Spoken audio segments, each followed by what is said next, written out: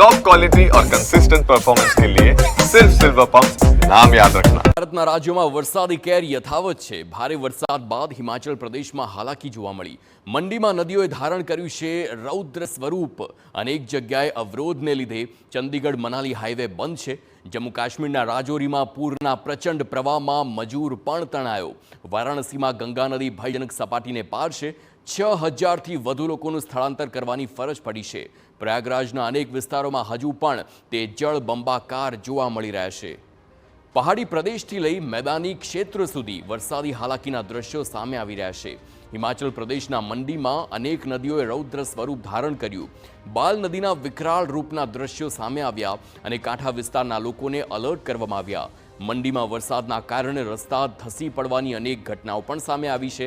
આવી જ એક દુર્ઘટનામાં એક કાર 250 મીટર ઊંડી ખીણમાં ખાબકી હતી અને 3 લોકોના મોત નીપજ્યા। અનેક જગ્યાએ અવરોધને લીધે ચંદીગઢ મનાલી હાઈવે પણ બંધ કરવાનો વારો આવ્યો છે।